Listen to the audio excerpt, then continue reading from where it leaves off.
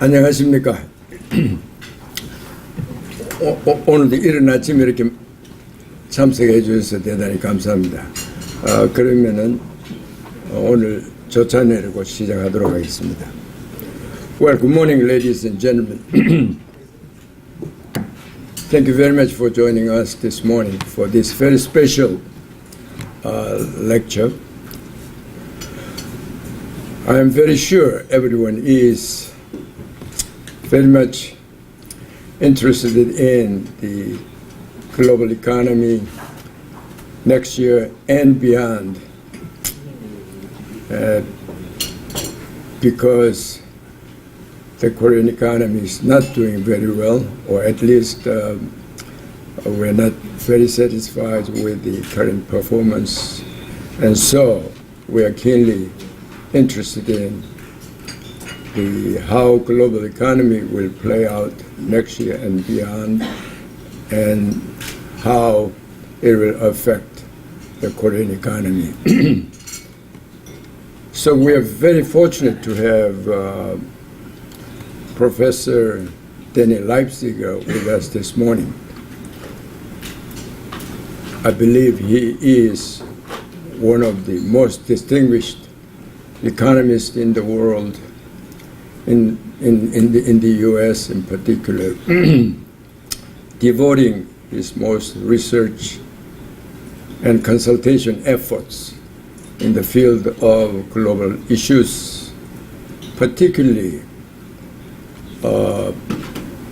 policy issues for emerging economies and developing economies. He spent almost 30 years at World Bank in various capacities. During the course of his tenure at World Bank, actually, he wrote books and articles on Korean economy, of course, many articles and books on the East Asian economies, but the Korean economy, he's a good friend of Korea and the Korean people, and is my good personal friend for many years. He is now teaching at the George Washington University as a professor of international business and international affairs at George Washington University. And then he is managing director of the Growth Dialogue. He's the running. He was, as I said, he was a former vice president for poverty reduction and the economic management at the World Bank. He spent exactly 28 years at the World Bank, and he held various management positions in the East Asia and the Latin America and the Caribbean region, as well as he was responsible for running various World Bank institutes. Prior to that, he was staff at the USAID and U.S. State Department. So he was always concerned with policy issues and development issues of emerging economies and developing economies in particular. As I said, he wrote many books, including various monographs and books on Korea's development and industrial policy and various subject. And most recently, I know he co-authored the book with one of the Nobel laureates, Mark Spence, and the book was titled Globalization and Growth. And also I was very impressed by reading your another recent book, Stuck in the Middle, which is very illuminating and book. Well, with no further ado, I'd like to invite Professor Leipziger. I'm sure he will enlighten us his illuminating views on this very uncertain global economic future next year and beyond. Please join me in welcoming Professor. Thank you, Chairman. Thank you. It's a great pleasure to be here listening to all that. I either was extremely productive or I'm extremely old to have been doing all these things. So I'll leave it to you to decide, maybe both. Anyway, I'm very happy to be here, and I'll try in 30 minutes or so, or 40, to go over at least my thinking on the global economy, but I'm very anxious then to take your questions, which is usually the more interesting part of the talk. One of the great advantages of being an academic rather than being a functionary at the World Bank is you can say anything you want, right? And you can be quoted and it doesn't matter. Whereas when you're in government or in international organizations, you have to be more careful.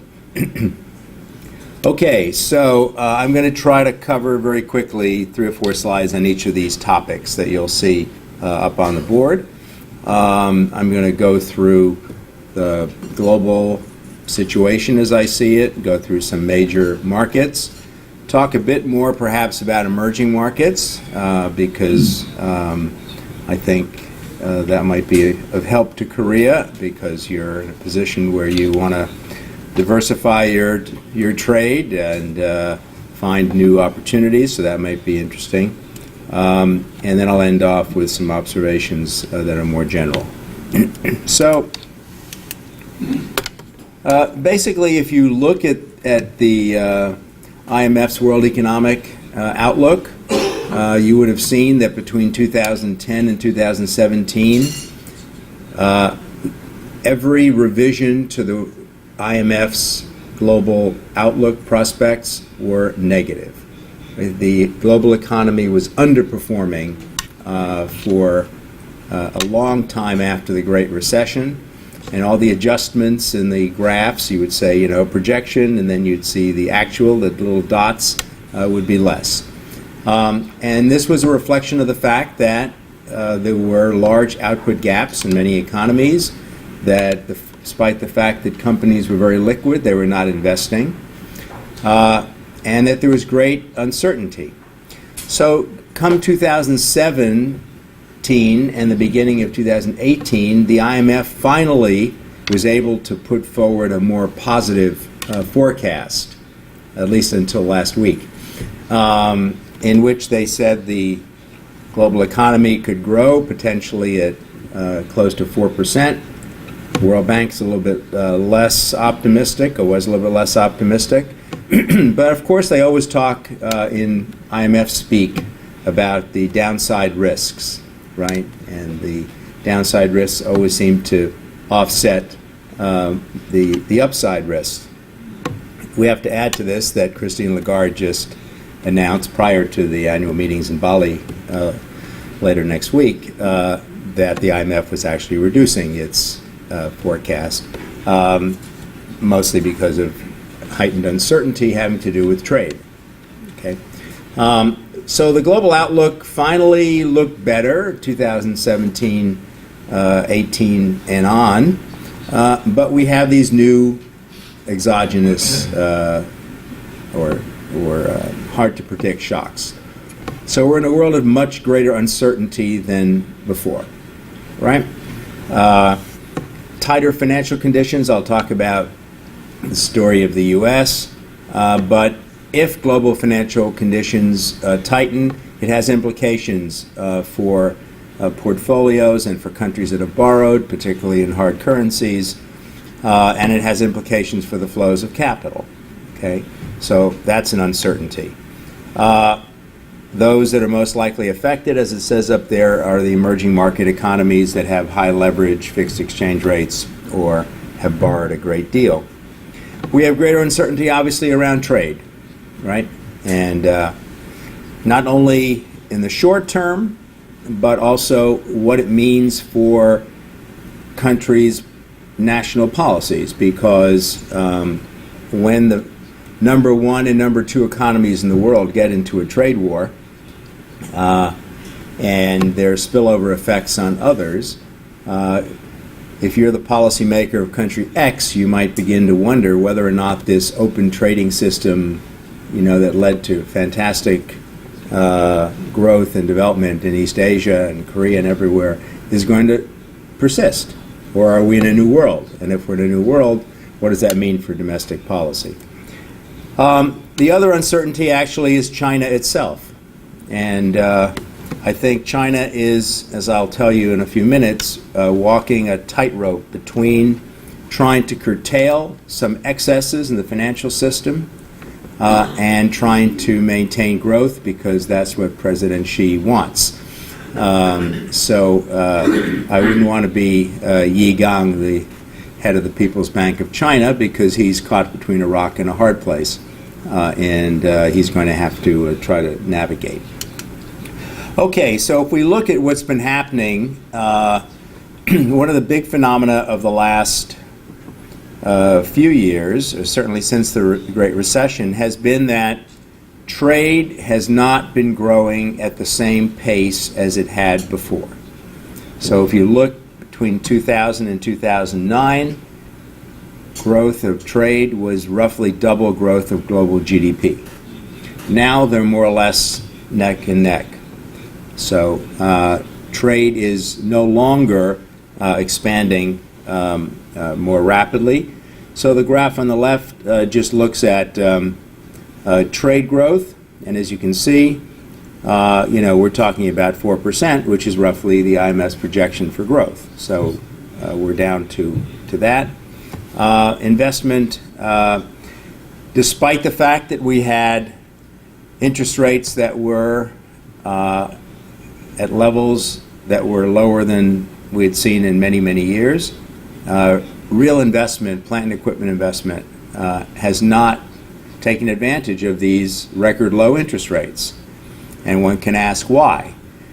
Is it a function of uncertainty, that we're not sure what's going to happen? Is it a function of disruptive technologies coming? So I don't want to invest in a plant that's going to have a life of 20 years if technology is going to move very rapidly. Is it because it's very attractive to buy back my own shares? Anyway, there are a lot of possibilities, but the net result is that we're not seeing robust growth in trade, and as the graph on the right shows, exports are not contributing all that much to global growth these days, right? And that's different from the past. So the World Bank has done some work on the future of manufacturing. Mary Hallward-Driemeier is the lead author on this. I was just at a conference with her in Bangkok a few weeks ago, and she had this nice slide, so I decided to steal it from her. But I told her I was going to steal it. But the World Bank produces public goods, so it's okay. You can do that. And on the left, it shows by industry, particularly those that are global value chain intensive, what the growth rate was of trade in those industries 1980 to 2000 on the vertical, and then 2000 to 2014 on the horizontal. And the basic story of this graph is that there's something happening in global value chains. There's something different, right? And papers have been written looking at that to say, what is it? Somehow global value chains seem to have peaked, even before nationalist policies by some heads of state whom we won't mention. And it could be one hypothesis is that all the gains in logistics have been captured, right? We're not going to make a faster container ship. We're not going to make the ports more efficient. There were a whole bunch of areas where logistics could be improved, and they were improved. And so that's why you have the stories of, the T-shirt that moves around 6 times before it hits Walmart. That's one possibility. Another possibility is the incipient new technologies that are coming out, which make it easier to not have to ship things around. But whatever it is, the facts seem to be that global value chains are changing. On top of which, I'll come back to China later, but the proportion of value added that China is contributing in its export bundle is increasing, i.e., they are, in the old-fashioned terminology, import substituting, beginning to develop more of the intermediates, which is a big concern for Korea, because China is your largest market, as you know, and it's heavily in intermediate products that lead to something else, and China is, as this graph shows, increasing its domestic content, if we want to call it that. So if we want to look at global risks, various research groups do this. We just picked one that was looking at a bunch of risks, and I will just focus on the top 3 because they have a high probability and a high impact. So I'll talk later about something called scenario analysis, which looks at black swan events. But what you want to look at is those things that will have a high impact, even if the probability is small. Here, they're saying the probability is high, that you'll have protectionism, okay, that the Fed is going to be acting in one particular direction, and that China is doing something. Here it's called the hard landing. I don't think it's necessarily that. But there are strains on the Chinese economy, and the question is, how will they deal with it? The impacts of all of these global uncertainties are high, right? The impact of protectionism is high. The impact of the Fed tightening up is high, and the impact of China as the second largest economy in the world is high. So let me turn to the story about the U.S. The U.S. is in a boom right now. Jay Powell just said it's not an unsustainable or unrealistic boom, but then again, that's what he's supposed to say. We know that unemployment is at an all-time low, right? 3.8 perhaps. There's some issue about do unemployment statistics really measure the true nature of the labor market, because there's a lot of part-time employment, there are a lot of discouraged workers. All that is true. Nevertheless, if you look at output gaps, or here capacity utilization, you see that we are essentially at full employment. We're essentially at capacity, right? 80% is usually the number that people use for capacity utilization figures. So that should be good news, right? On the other hand, we have some new elements that are going to interfere with this. The first element is we don't know, and I'll come to it in the next slide, what the effect of the tariff war is going to be, right? Number 2, if you look at the graph on the right, you see that although unemployment has really dropped, the fiscal balance in the U.S., which is currently in the 3 to 4% deficit range, could rise by another 2 percentage points of GDP, given that there's a new tax bill that should go into effect in January, right? This is the Trump tax bill to reward the wealthy for contributing to his campaign.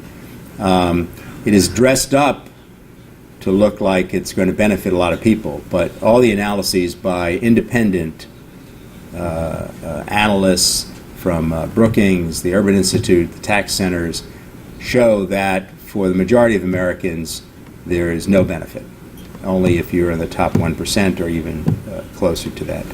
So regardless of the income distribution effects of all this, the main takeaway is that we're in a situation where you have essentially full employment and no output gaps, but then we're going to shock the system with a couple of other exogenous factors. We're going to give it a tax break. Okay, it's going to expand demand, right? And if you're already at full employment, there's only one outcome. The outcome is an increase in inflation, right? Then you have a trade war, which, regardless of the balance of payments effects and sectoral effects, also will stimulate inflation, right? So my Walmart shirt, if I did buy them there, was going to go up, right? Because all of a sudden there's a tariff on Chinese products. So these are factors that we need to consider. There's a very interesting paper done by the San Francisco Fed, which looks also at the yield curve, right? So the yield curve, as you know, is the difference between short and long-term rates. Usually we look at the difference between the 2-year and the 10-year Treasury rate. And if the yield curve is normal, it's upward sloping, right? Because people, well, from here to where you're looking that way, because people expect they should get rewarded more for giving you money for longer periods of time than shorter periods of time. You can also have situations where the yield curve is flat. That more or less describes the U.S. today. The difference between the 2 and the 10-year bond rate is something in the range of 20 to 30 basis points, so essentially flat. Of course, you can have the reverse, the inverted yield curve, which means that people are so scared about the future that they don't want to get into any long-term contracts, and something's happening in the short term. So this paper looks at episodes where the yield curve in the U.S. has become inverted. And we're now flat, not inverted, but flat. And it says that the probability of a recession following an inverted yield curve is very high, above 90%, right? So that's a measure that one has to watch carefully. They say a recession ensues between 6 and 24 months of when you see this inverted yield curve. You see the zero means that it's absolutely flat, right? So in situations like that, recessions are possible. So the Fed just raised its discount rate, and so the federal funds rate will reflect this. We're now at 2.25, and this is the 8th rise since the Great Recession. Quantitative easing is being reversed, so there's some either buying, selling of these, trying to reduce the money supply, or letting these mortgages and other things expire.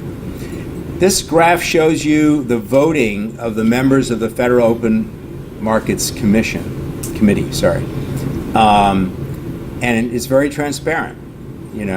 Who votes in favor of raising the rates and who doesn't, and what do they think is going to happen.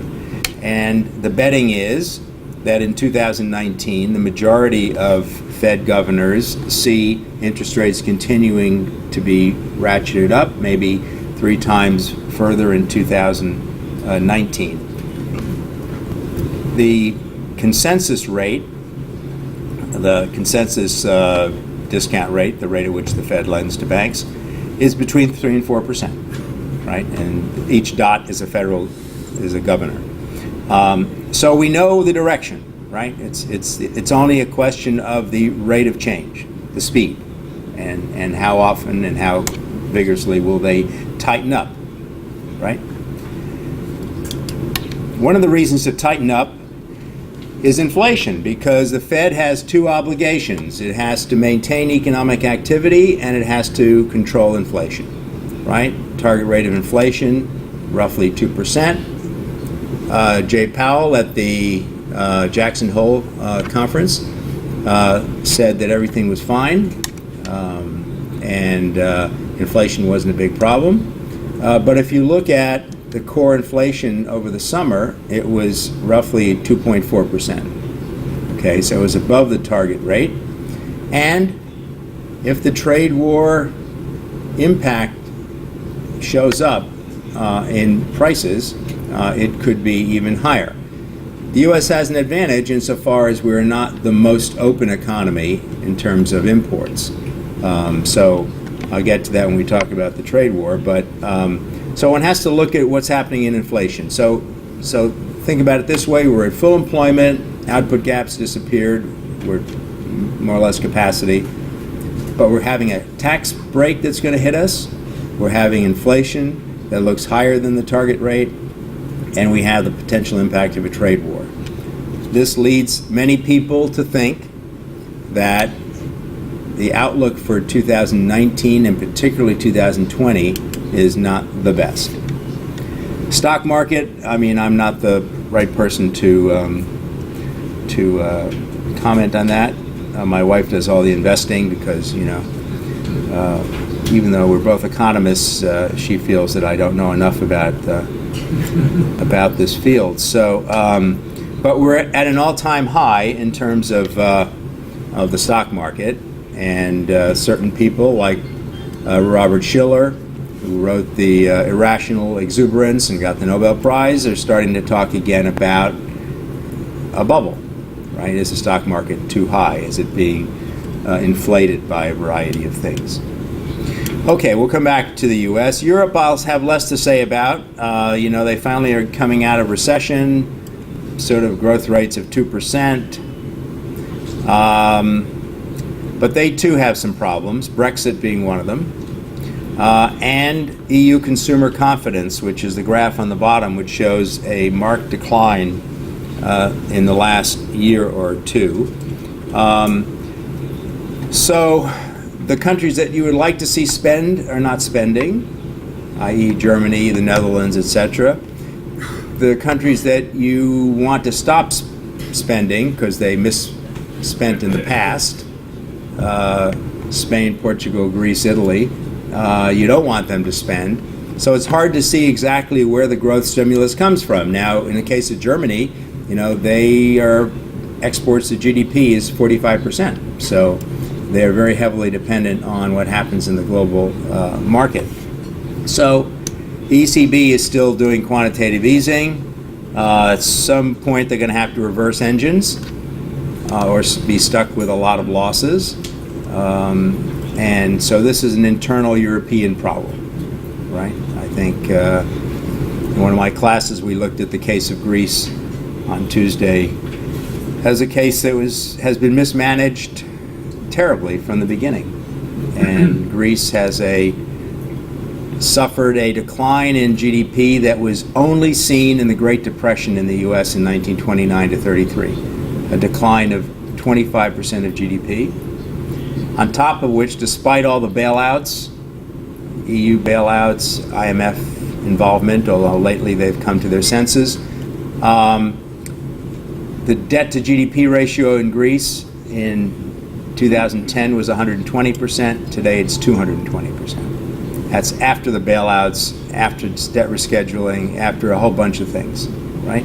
This is not a sustainable debt model. So if you look back, you might say, coming back to 2010, were some people like Marty Feldstein and Joe Stiglitz who never agree on anything, but I think they thought maybe Greece should leave the euro and they'd be better off.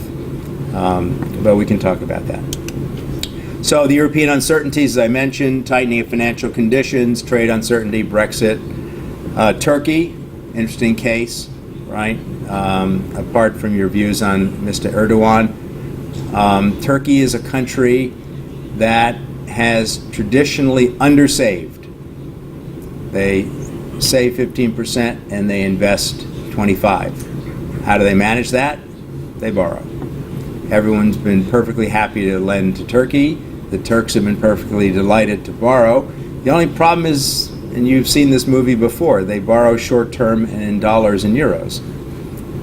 And at the end of the day, if you have a maturity or a currency mismatch, you can get caught. And Turkey's getting caught.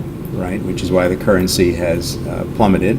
This has some implications for the rest of Europe because they're pretty well integrated into Europe. Okay, so China is probably the country that interests many of you.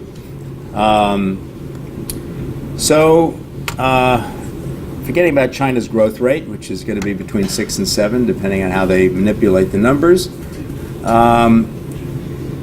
They're definitely catching up as this graph on the left looks at their poverty record, which has been fantastic, the blue line, as well as, if you look at the red line, what proportion they are of U.S. GDP.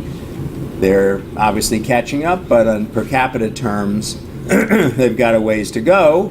In terms of size of the economy, there's no doubt that a country that grows at 6 or 7% a year versus one that's growing or will grow at 2 to 3, China will catch up and be the largest economy in the world at some point in time. That's not really the interesting part of China. The interesting part of China is the financial sector. So the IMF has been issuing warnings over the last 2 to 3 years about China's financial sector. It's usually diplomatically couched, but if you actually look at some of the Article 4 or Financial Sector Assessment Program documents, they're pretty clear that they're very worried about China's debt. So Chinese debt, okay, there's a range of error around it, but let's imagine it's 300% of GDP. Okay, 2/3 of it is corporate debt. So roughly 180% of GDP is corporate debt, and you have some household debt, not as much as Korea. I think around 50% of GDP. You guys have the record for 100% of GDP or close to it. And then there's the government debt. So the central government debt doesn't look bad, but if you put in the provinces and other governmental, quasi-governmental entities, you get to this 300%. Is it a problem? Well, it's not a problem insofar as China has the fiscal resources to deal with it, right? They could write off a whole bunch of debt, right? They could deal with state banks going under and having to recapitalize them. They have enormous financial reserves. They have international reserves, but most of this debt is not externally held, so that's not the big problem. The problem is that if you're the governor of the central bank, you're, as I said before, caught between a rock and a hard place, because what you wanted to do, and he started prior to 2018 in the trade war, you want to start, curbing some of the excesses of shadow banking, which is a huge part of the financial sector, which is the under-regulated part of the system. If you go back and look at the financial crises in Thailand, the most vulnerable sectors were the non-bank financial intermediaries. If you look at the Korea crisis of 97, the merchant banks were more culpable than others. So there's always the less regulated part of the financial sector, right? And interest and regulatory arbitrage means that people go to that sector, right? And at the end of the day, China's going to have to deal with this. They were dealing with it, tightening up on collateral rules and limiting credit expansion. Credit expansion, by the way, is the best predictor of financial crises. When I teach my class, I tell them, if credit is expanding 1 to 2 times GDP, okay. 3 to 4 times GDP, watch out. More than 4 times, you're going to have a financial crisis. So if you want to look at an indicator, look at the rate of credit expansion in an economy and compare it, to GDP growth. So China has been trying to tighten up, but a very interesting statistic coming out of the IMF is that had China followed what's known as the Taylor rule, which is that you increase the money supply, or you try to hit a target rate based on inflation and your output gap, right? If your inflation is too high, you tighten up. If your output gap is too large, you loosen up. Had they followed some similar rule, this is named after John Taylor, who's a professor at Stanford, who was Undersecretary of Treasury for a while, China would have had a growth rate that was 1.75% lower than it actually was.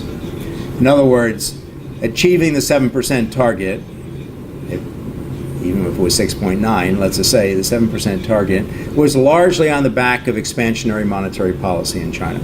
Okay, so to reverse that takes some doing, and this shows you the increase in the money supply in China. And so the Chinese were on this path to sort of try to ring fence the problem, when all of a sudden they get hit by the trade war, and they have to stimulate demand.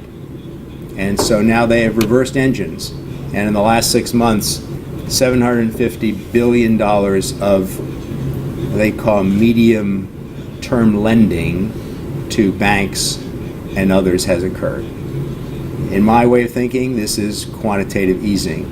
This is, giving credits or buying assets from banks in order to expand the money supply. So China is the problem that China faces in dealing with its financial sector has been made worse by the trade war. Okay, that's the bottom line. China also has some longer-term interests. So how many of you have ever seen this picture? Okay, it's a little hard to see.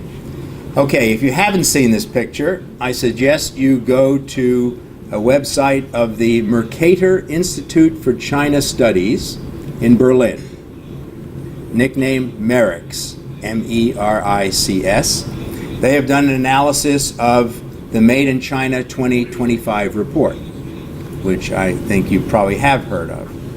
Made in China 2025 is the industrial policy of China, as announced by the authorities in 2015, indicating the industries in which they would like to achieve global market, let's not use dominance, but global market presence. Okay?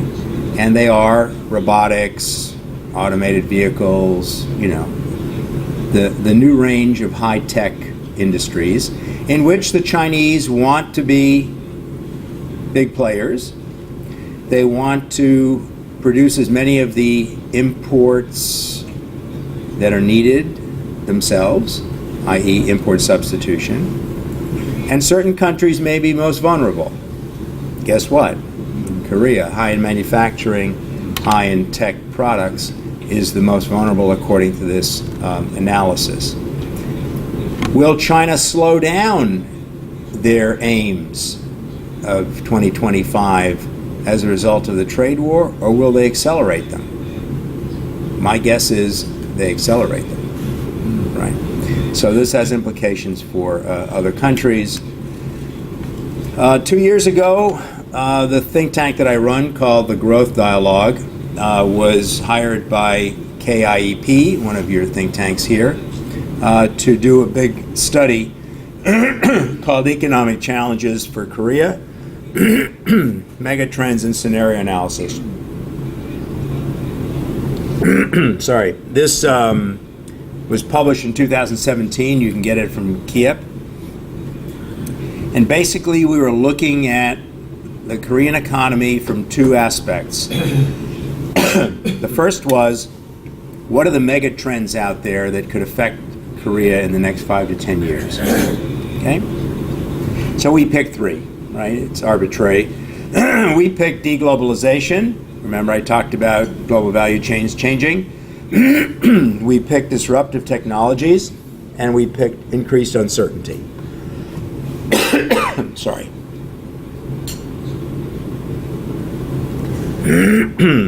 So these are the underlying trends that we think are pretty reasonable to assume for the next decade. And then on top of that, we subjected the Korean economy to some black swan events, right? Black swan events are low probability, high impact events. When we proposed them in 2016, one of the black swan events was a trade war between the US and China. I'm not a seer. I thought the probability was 5%, right? It was one of these black swan events that's worth looking at. Who knew it would come to pass, right? We also looked at a troubled China scenario and a global meltdown, which I don't think is likely, and we ran through what this would mean for Korea, right? I think I'm going to give a talk in Kiev on Monday on this. I think they've disseminated this report. I think there's a lot that would be of interest to various people, so if you can get a hold of it, that would be a good idea. Japan. Okay, a little less to say on Japan. In a good year, Japan can grow 1%. In a bad year, less. Abenomics has tried its very best. Nobody has expanded the money supply more than Japan. Fiscal policy, I've often thought, was an arrow that was conflicted, because sometimes there's more expansion, sometimes there's more taxes. There's a problem because Japan's debt to GDP is, 240% or something along those lines, so running deficits is not considered a great idea. But, and with due respect to anyone from Japan in the audience, when I teach my macro class, I say, why is Japan's growth rate what it is? And the answer is because Japanese grandmothers don't buy new refrigerators. So I claim that it is the demographics that you cannot change, right? I can give you a tax break, but Mama-san is not going to buy a new refrigerator. Okay, so that's sort of the structural news. There has been some good news in terms of the unemployment rate dropping and the participation rate increasing, which has a lot to do with the role of women in Japan, which Korea can take note of because female labor force participation rates in Korea are not better than in Japan. And so the demographic problems that Japan is facing, Korea is going to face. A little bit of a lag, but I did a paper a few years back on this. And, you know, the demography is very difficult to change, right? Except for wars and disease, you know exactly what your population is going to be like in 20 years, right? And so I feel that many countries, Japan and Korea included, have done too little too late, right, in order to deal with this. However, there's been some improvement. I guess having daycare centers and other things might be helpful. So Japan is in this odd situation where it is still the central bank with the most assets on its books, right? It has done the most in terms of quantitative easing. And Kuroda has said he's going to continue to do this. So let's hope for the best. Okay, 10 minutes more? Yeah. So emerging markets, at some level, they are the recipients of what happens in the global economy, right? Oil prices, commodity prices, trade, etc. So their fortunes rise and fall to some extent with global factors. They have institutional and development constraints, right? If one looks at the World Bank's doing business study, or one looks at the corruption indices, you know, there are a lot of things that can hold countries back. But there are also these uncertainties.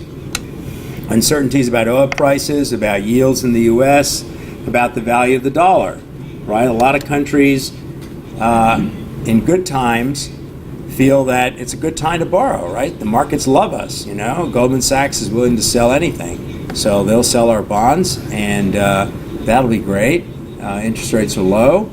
But guess what? When the dollar appreciates and your currency doesn't, you've got a problem. So I have a class of students now, and they're from all over the world. And one of them from, I think, Cameroon said, well, you know, we looked at it. Oh, no, it was Nigeria, sorry. We looked at it, and the domestic borrowing cost was very high. They have inflation, so it costs 20% to borrow, to sell government paper. So we thought we should borrow on the markets, right? Because we can borrow in euros, you know, and only pay 5 or 7%. Okay, that's a good benefit of, you know, 13 or 15%, except if your currency falls by 50%. Then you lose, right? And moreover, borrowing on capital markets to finance a fiscal deficit is not smart, right? But a lot of countries have done this. So emerging markets are more highly indebted than they were 10 years ago because of a variety of factors. Depends on, you know, the individual country. So their growth rates look okay, but their risk elements are very high, right? And it depends by country, you know, how exposed they are, what their debt profiles look like. But a number of pundits, you know, Rogoff and Reinhardt and others have said that emerging markets are in for a tough ride. Turkey was one case. Argentina, if you want to talk about it, I'm happy to discuss Argentina, you know, is another perhaps atypical story, but there are going to be many more. And as the Fed raises interest rates, and as capital moves towards higher yield, there's going to be less capital available in emerging markets, which means that their exchange rates won't do well, and they're going to have greater difficulty in funding their current account deficits. So the graphs on the right show that public sector debt has increased in emerging market economies, with or without China, and that as a percent of GDP, fiscal deficits are being financed by foreign borrowing, which is a problem. So emerging market risks is a subject for another talk, but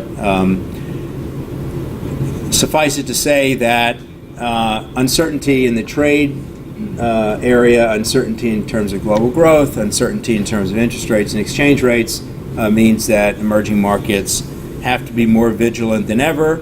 And the problem for policymakers in most emerging market economies is when things are going well, why should we undertake these difficult reforms? And then when things are going badly, it's the worst time to undertake these reforms. So they never happen. And so you can look at World Bank reports, IMF reports, they have a list of things that should be done, and very few of them actually get done. So, the outlook for 2019-20, I think the U.S. is in a very good position at the moment. If we had more rational economic management in Washington, we could benefit greatly from this. Unfortunately, we don't have that. And so growth is running at the second quarter growth rate in the U.S. was reported to be 4.2%. Okay, it's a quarter, okay? But even so, you know, we're running high, right? And we're running high at a time when inflation is perking up, and some of the major hits, as I described, haven't really taken effect yet. But the deficit will increase with the tax bill, and most surveys, like this one for the National Association of Business Economists, foresee a recession in the U.S. by 2020. Right? Of course, Nouriel Roubini, whose nickname is Dr. Doom, says that a recession is coming, but he always says a recession is coming. That's like the weatherman who always forecasts rain because he doesn't want to be wrong. He'll be but right one of these days. One of these days he'll be right. Yeah, exactly. That's right. So he says that it's inevitable. In this case, I think he's actually on firmer grounds than in other circumstances, because if you look at all the things I presented, right, the yield curve, inflation, the role of the Fed, trade, unemployment maxing out, you know, in a probabilistic sense, one has to come to the conclusion that the party is not going to last forever. And what's going to happen, if I can read the tea leaves, is that inflation will pick up and the Fed will have to clamp down more. And so the Fed, which has been the main instrument of keeping the U.S. economy afloat during these difficult post-recession years, is going to be the one to turn off the spigot, which will have implications not only for the U.S. but for others, right? And big implications for the emerging markets in particular. Protectionism, it's hard to predict what's going to happen. No one would have predicted the situation as we now see it. There have been some estimates of the impacts of the tariffs, but we don't really know. I mean, people who taught international economics 30 years ago focused a lot on the trade account, right? We're interested in J-curves and, you know, responses to exchange rates. Nowadays, you're interested in capital markets because capital markets react instantaneously, right? Just the thought that the Fed is going to act, whether it's actual forward guidance or it's just impressions, can, you know, create shocks. And trade takes a while, so we don't know yet. But this is just a list of the actions by the U.S. and the retaliatory actions by China. A lot of goods are now to tariffs. The U.S. is less open, as I said, than China. China, their export to GDP is more than twice that of the U.S. So they're more vulnerable on that side. On the other hand, they have the capacity to shelter industries that are in trouble and keep them alive, either through credit or other things. The U.S. less so. And the U.S. consumer, at the end of the day, will be paying the price for these tariffs because we're going to be paying more for goods and we're going to have to find other sources. Disorderly financial tightening is probably, in terms of the global, apart from protectionism, in terms of the global impact, the largest, because, as the graph on the right shows, that every time the global interest rates, which are driven largely by U.S. actions, go up by 1%, it increases the fiscal deficit of emerging market economies because they have to repay previous debt.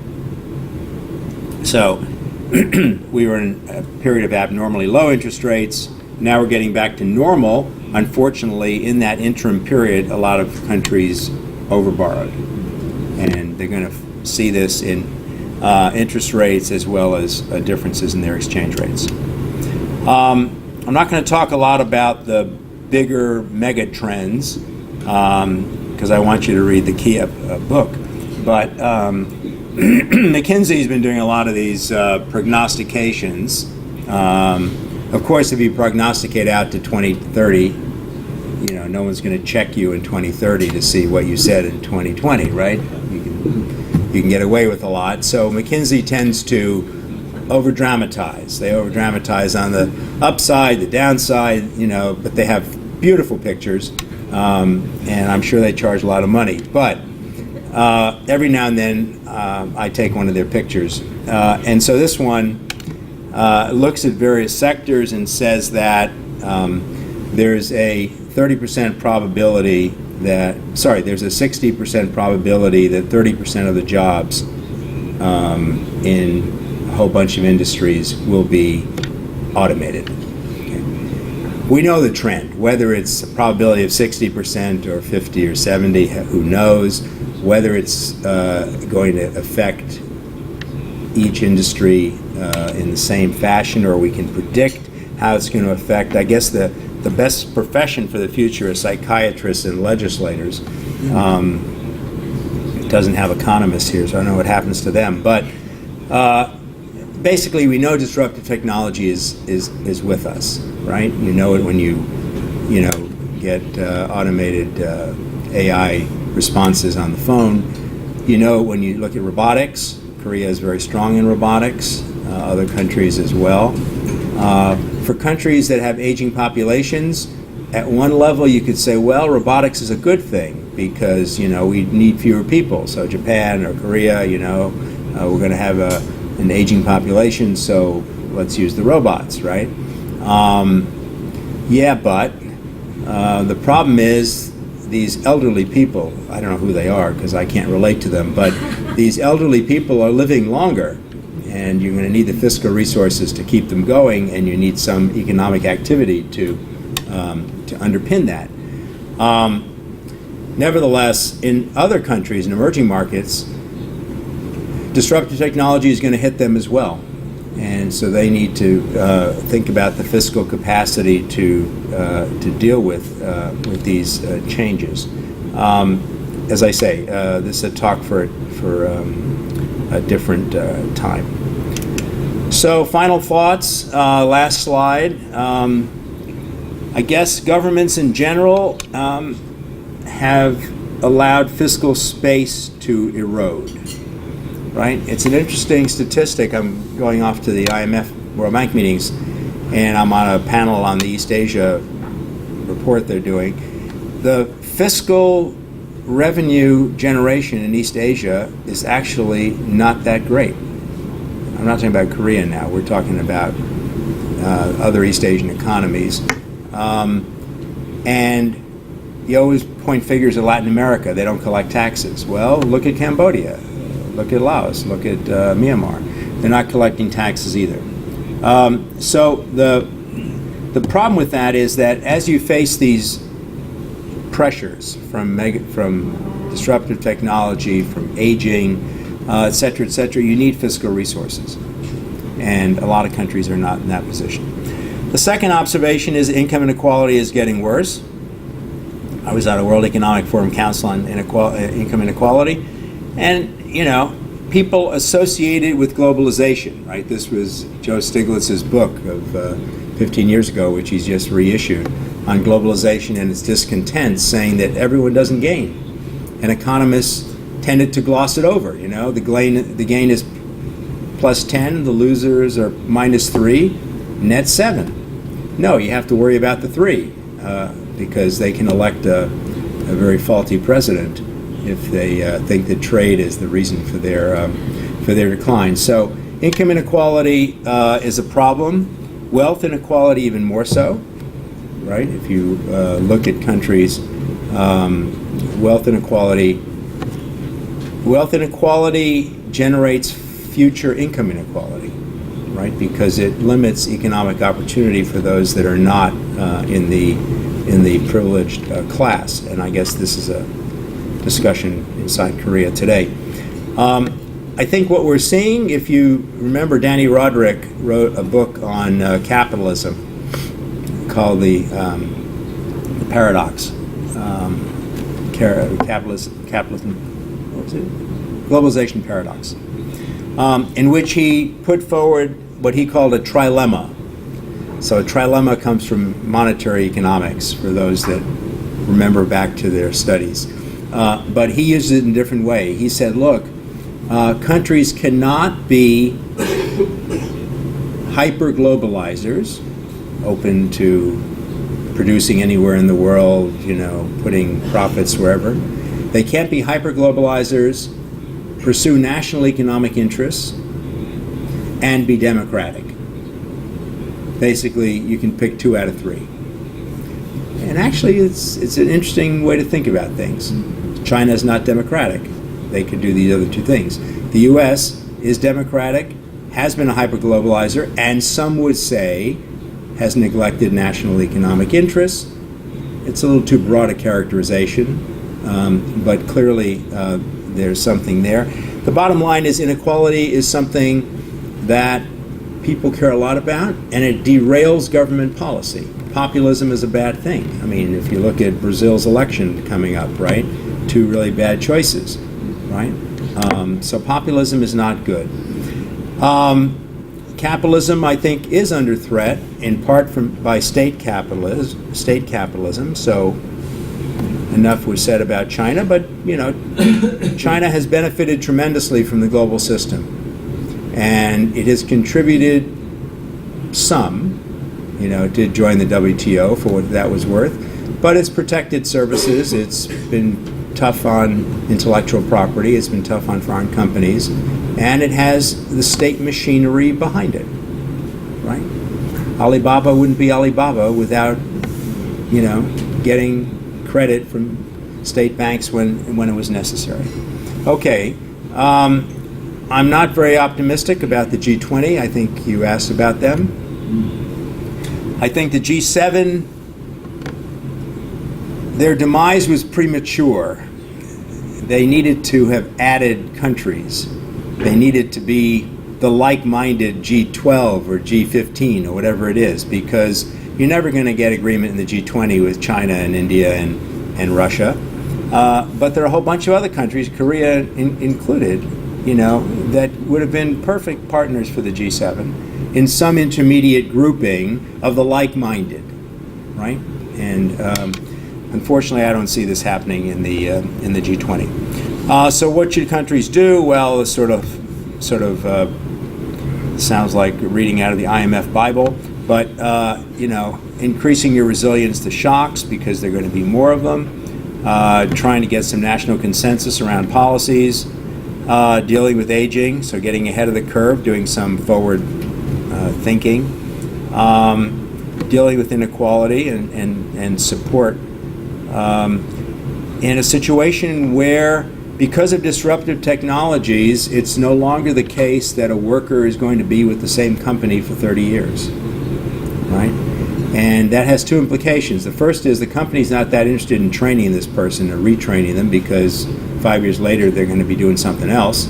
And it places a much greater burden on the worker to do what the education people describe as lifelong learning, which sounds nice, but sort of hard to do, hard to finance. I'm in favor of individual training accounts, like you have individual retirement accounts. But anyway, it just means governments have to think through some of the implications of these future problems. So that's just to put a longer-term perspective on things. But basically, I was just trying to cover 2019 and 2020. So thank you very much. Well, thank you very much, Professor Leipziger, for covering major global issues and major economies of the world. The number one, U.S., and number two, China, and the largest region, EU, and number three, Japan, and the emerging economies. And in given very short period of time, he shared his very illuminating insights on all these countries and the major global issues.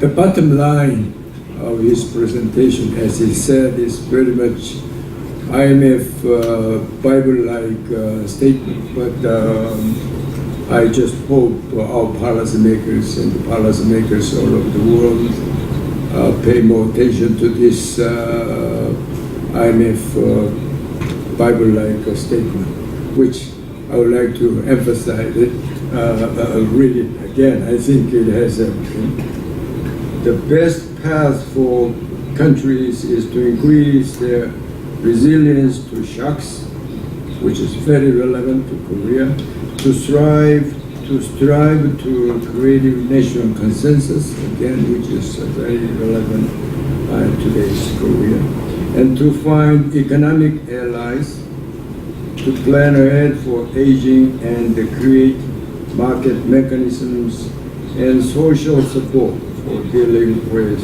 disruptive technologies.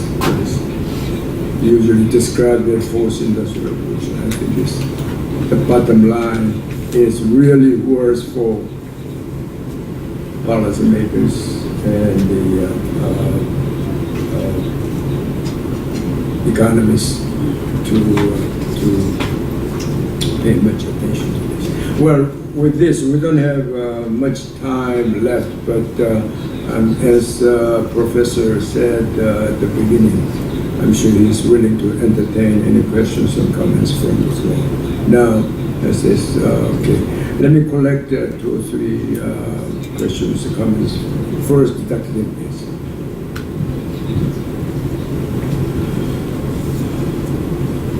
Thank you, Dr. Leipziger, for your very illuminating talk, weaving into a lot of humor into it, so I appreciate it even more. Question, first of all, Koreans have, of course, a lot of concerns about trade, future trade with China, and now that Mr. Trump seems to be about finished up with his surgical operation with NAFTA, expectations are that he's now going to put full-time effort on dealing with the China issue, and of course, it's all the bad news. My first question is, do the trade economists of the either IMF, World Trade, and every place else have a good handle of how bad this could affect? It seems to me whenever bad things come, there tends to be some amount, of course some people overestimate, but a lot of people seem to underestimate how the tidal wave coming through. And since China and the US trade have such a great amount, when the negative effect comes, it could be quite a bit of trickle-down effect. So I'd like to see your opinion of it.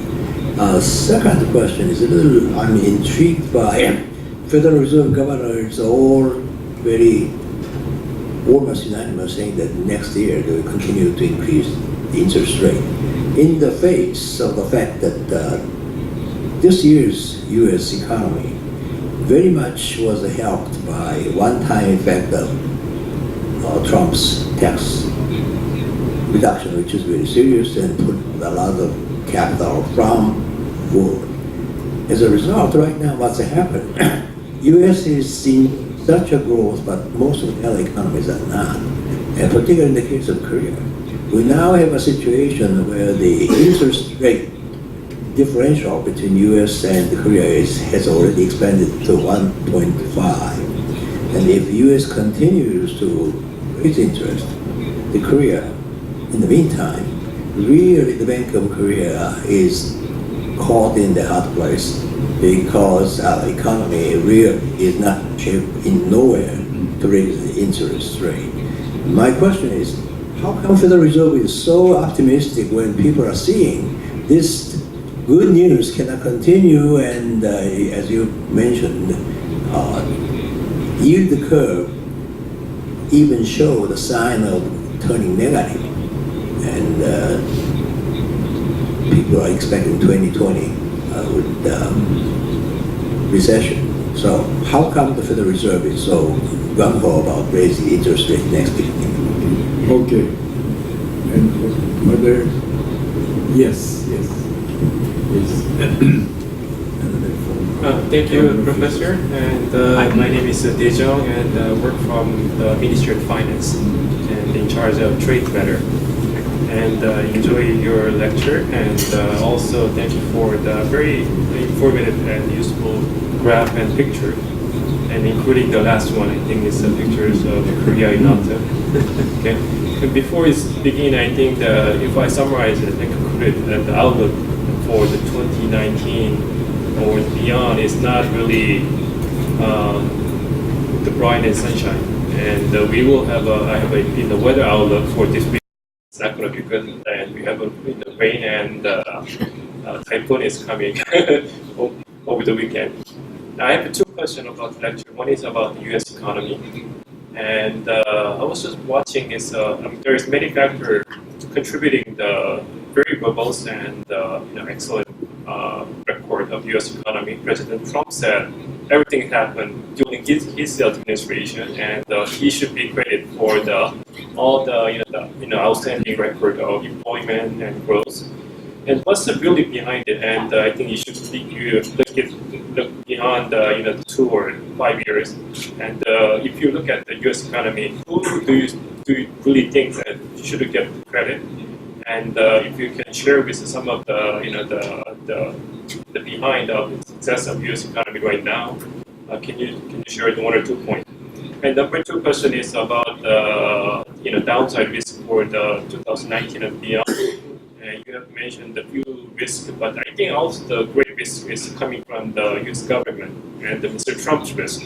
And from the 2 years of his administration, we have seen the very drastic changes, foreign policy, trade policy, and also the many policies, including the investigation of national security, investigation of steels and aluminum, and also the auto. Do you see any other risk we should anticipate it? And you can see some of the war, looming around DC. That these are the next round of risk can be expected from the Trump administration. And I really appreciate your comment. As he said, he's director of trade policy ministry. Okay. Ambassador, yes. Thank you very much, Professor Leipziger, for a very stimulating lecture. I have a question I'm not sure how to articulate, but you alluded to it, and Professor Mersheimer was here amongst us, already mentioned it as well, yes. The issue of the competing global supremacy between China and the US, and the fact that you mentioned the vulnerability of China and how the trade war might increase that vulnerability. The scenario, regardless of the characterizations of the Trump administration and its policies, seems to be a very logical one. You have to slow down this incredible growth. It's in the national interest of the United States.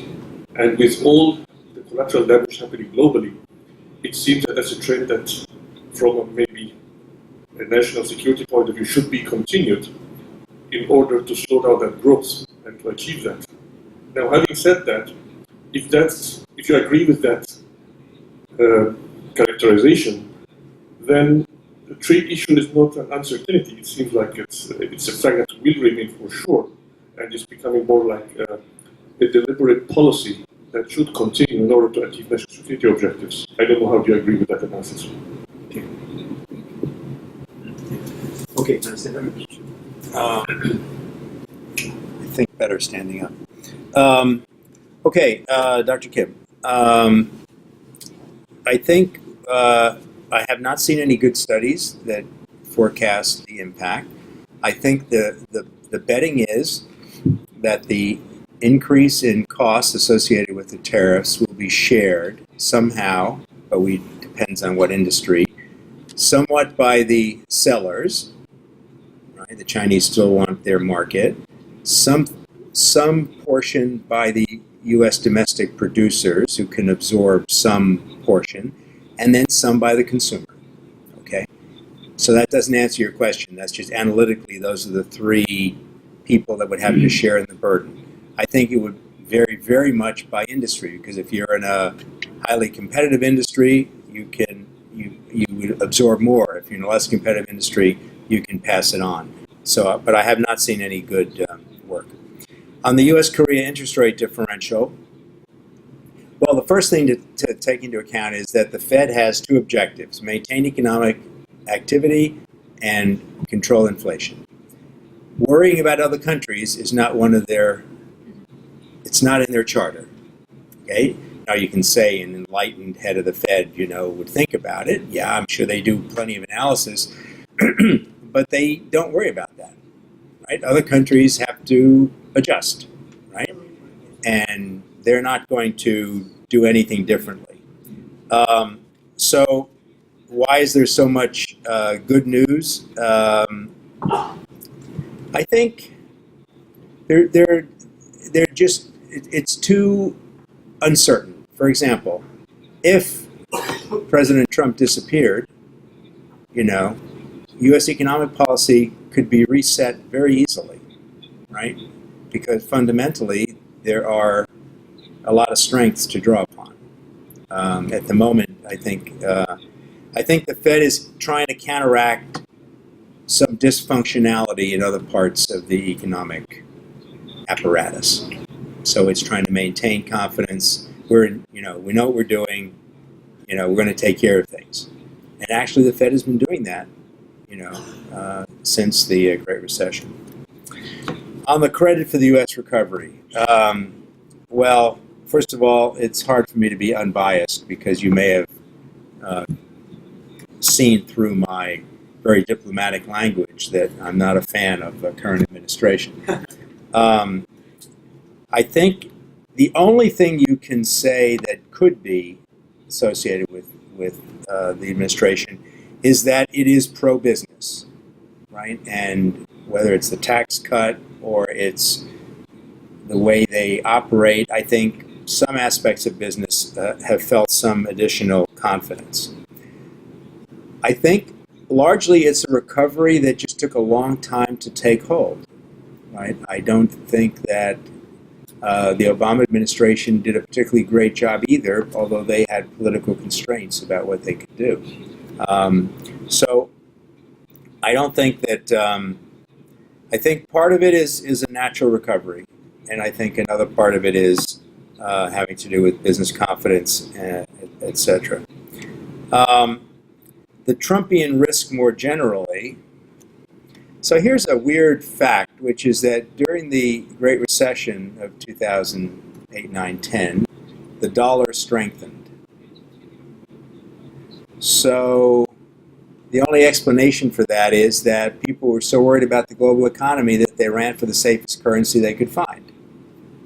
Even though the recession started in the U.S. and it was the U.S.'s fault in that context, they still went to the dollar. So I don't know that you're going to see a lot of reaction, although the November elections could mean something. So I don't have a view on that. On the ambassador's interesting question.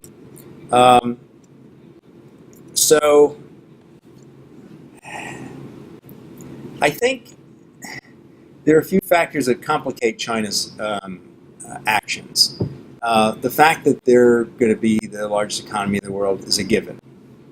You can slow it down. I wouldn't be in favor of slowing it down just because the U.S. wants to be number one until 2032 instead of 2030.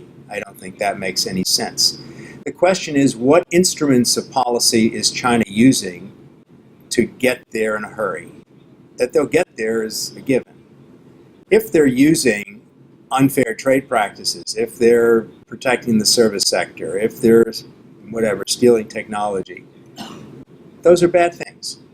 Now, unfortunately, it's taken Trump to raise the visibility of some of these things. He's used the wrong instrument. He's used the wrong rhetoric. He's done it in an unproductive way, but he's identified a problem. And so I think the problem is not that China is growing the way it is. The problem is that, A, China also has geopolitical aims, right? So if it were Luxembourg, we wouldn't care. If it were the 13th largest economy in the world that had a Made in China or Made in report and had an industrial policy behind it, if they were the number 13th economy in the world, I wouldn't care either. It'll cost them some money. If they're successful, great. If they're not, they have to pay for it. But they're the second largest, soon to be the first largest, and in this region, the dominant economy. So if that economy misbehaves or uses the system to its advantage and also has an industrial policy, then I don't think it's an issue of slowing them down. I think it's an issue of holding them accountable for the same kinds of actions that we hold others accountable for. Is it all China's fault? No. I would say industry in the US and in Europe are also at fault because they are very interested in short-term profits and the specter of the Chinese market. But at the end of the day, that Chinese market is going to be dominated by Chinese firms. And the Germans need to realize that, right? But they don't, right? The U.S. firms even less because they look at share price value each, quarter, and the CEOs don't last that long, as you see from GE. So they're interested in short-term profits, and they're willing to sacrifice long-term gain. Chinese, on the other hand, have the opposite. They're in it for the long game. And so that, coming back to Roderick's trilemma, non-democratic regimes have an easier time saying this is where we want to be in 2025 or 2030, and we're going to use all the levers of the state to get there. Easier to do it that way. Okay, now just the last okay, to Dr. An and Minister.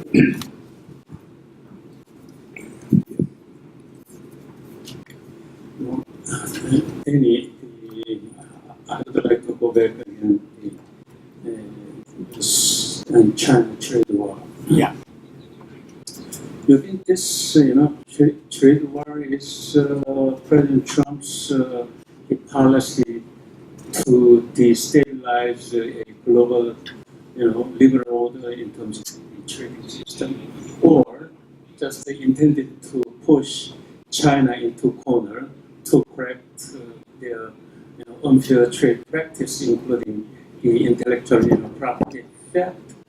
How long this current ongoing theft for the high tariff imposition would persist between two countries?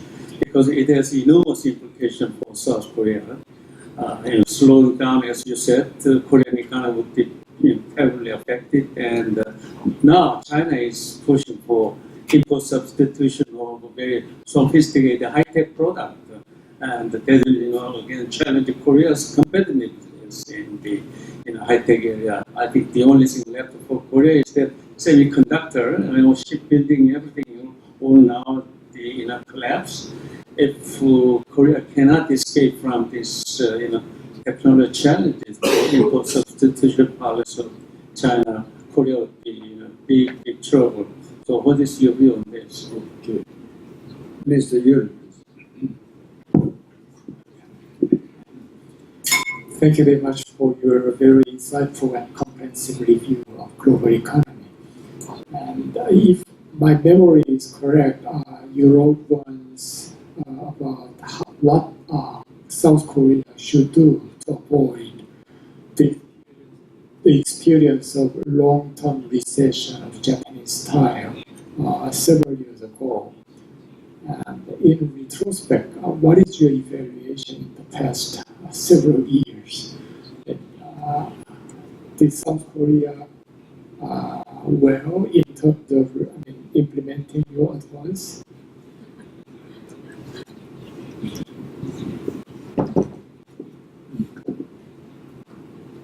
Lady in the back there?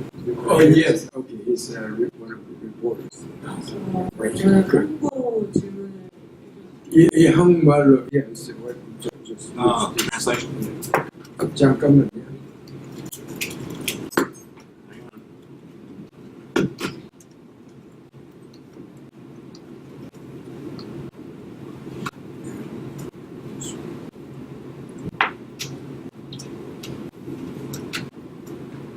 Okay. Yes. 저는 머니투데이 한국인 기자를 보고요. 교수님께서 좀 전에 지금 잠깐 언급을 해주시긴 했는데 우준의 통화정책 정상화가 현재 다플랫에 나와 있는 것보다 아까 말씀하신 실업률이나 그리고 무역 전쟁의 영향으로 조금 더 속도가 빨라지거나 할 가능성이 있다고 보시는지 궁금하고요.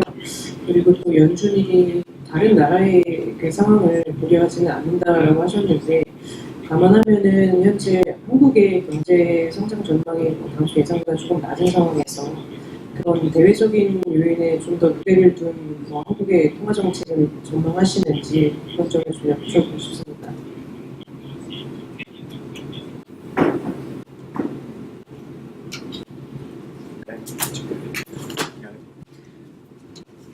Okay, Professor on the trade wars.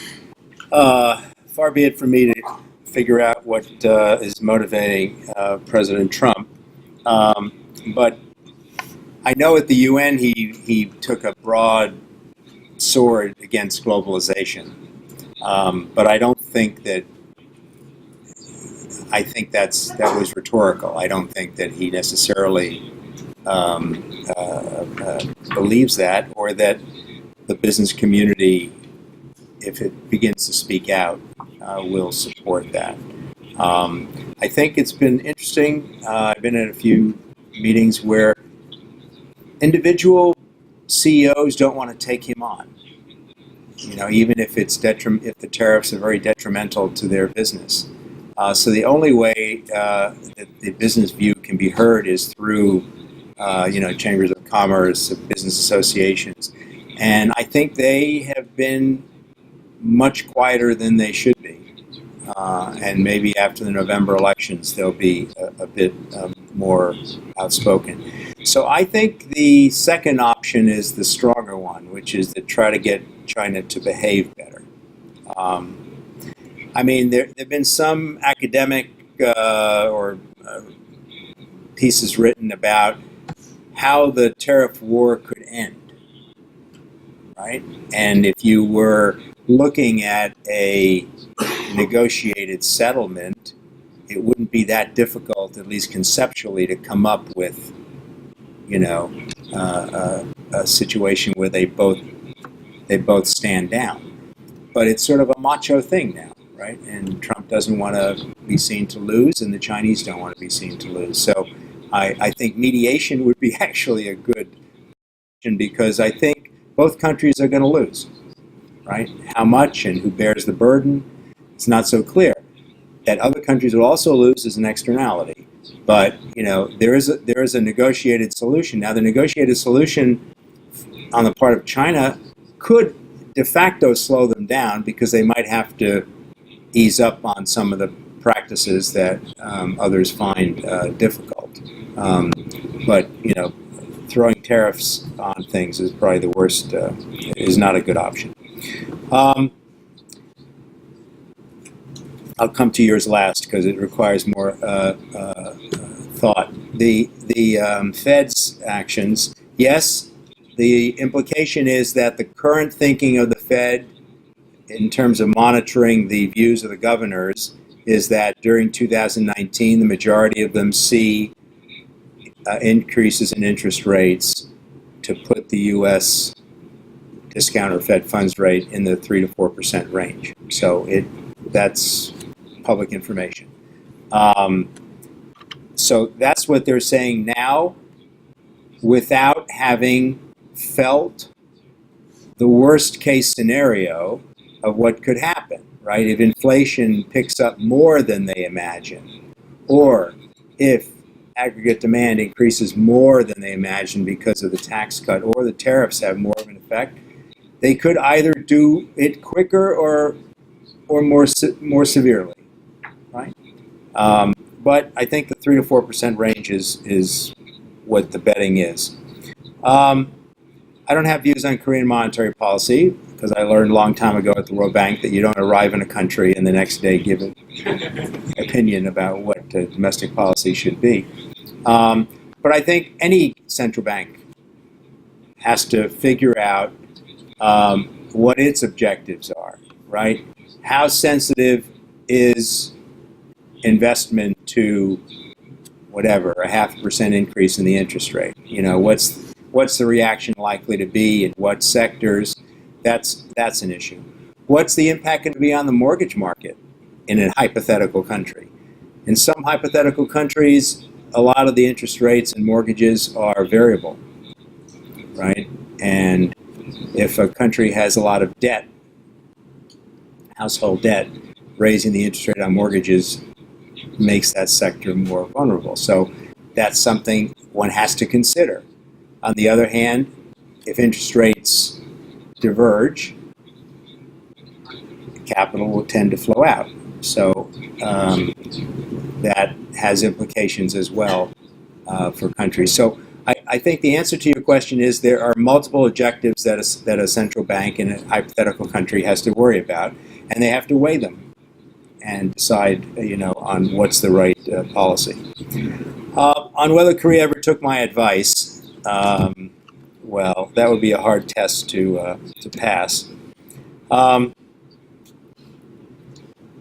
I've written 2 articles in the last, since I went back to being quasi-academic on Korea.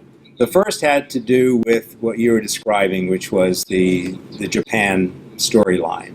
And my recollection of that paper was that Korea's potential growth rate was going to be low, in the 2.5% range, unless it did some serious reforms in some key areas. One had to do with retirement age, which I guess there's been some movement on. The second had to do with women's labor force participation, which I think there has been not a great deal of progress on. And the third had to do with productivity in services, because as the economy becomes more service-driven, productivity in services is less so than in manufacturing. And Korea has not had the best record in opening up to services. It hasn't been as closed as many others, but there are impediments. So productivity in the service sector is low. So to get to a potential growth rate of 3.5 instead of 2.5 as a long run, I recommended that policymakers look at these three things. It's for you to judge whether or not they've done that. Income distribution is another issue that one looks at a lot. The second paper that I wrote with Unishik Park had to do with the mortgage market and household debt, right? So at the time that paper was written, Korea was engaged in choinomics, which I thought was not the right policy. I did not think that stimulating growth by making it easier to get mortgages in an inflated sector that was already heavily indebted was really smart economics, because we've seen the housing sector in the U.S. collapse. So that, I think, has been somewhat reversed. So that's good news. On income distribution, which I've also written on a little bit, I get the feeling that this government is very interested in dealing with the issue, but they may not have found the right instruments. So I noted with interest the minimum wage discussion, right? And minimum wage for economists is always complicated, because in Economics 101, they teach you that minimum wage is a bad idea because it interferes with, labor markets. But it turned out, I guess, from what I've read, that the raising of the minimum wage in Korea had a perverse effect, which is that some people lost their jobs, and many of them were elderly who were already close to the poverty line. So that seemed to me, as an instrument, maybe less desirable than some earned tax credit or something on the fiscal side that would not have affected employment levels. But I take it that's a concern, but I think countries just need to find the right instruments to deal with it. Okay, thank you very much. Danny, I recently coined the terminology. I don't think I've seen anyone else. I said the terminology is premature high-income trap, premature advanced country trap, because, the World Bank reports on the so-called middle-income trap. According to that study, there were about more than 100 middle-income countries during 1960 to 2006. Out of this, more than 100 countries, Spain, Portugal, Ireland, Japan, and Korea are a few exceptional countries which avoided middle-income trap. And those countries, mostly Latin American countries, which still suffer to escape from the middle-income trap, are those countries who were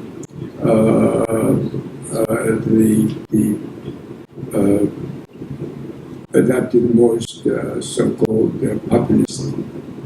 populistic policies. So, since I just say this because our real medium to long-term problem is how to enhance our economic growth potential. Unless we do that, I say we will suffer from this premature high-income country trend. Since 1996, World Bank and an IMF classified Korea as advanced economy group, but it's still premature status. And if we don't accelerate all the necessary reforms, and particularly in service sector, and then job creation there too. So we have to do more on this front. Otherwise, I think we may suffer another trend.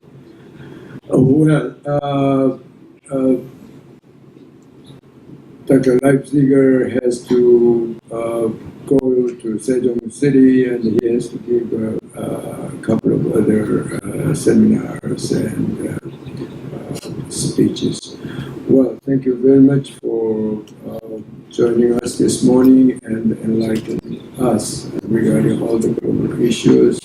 And I hope we have a number of policymakers and one policymaker there, and pay more attention to the bottom line he just emphasized.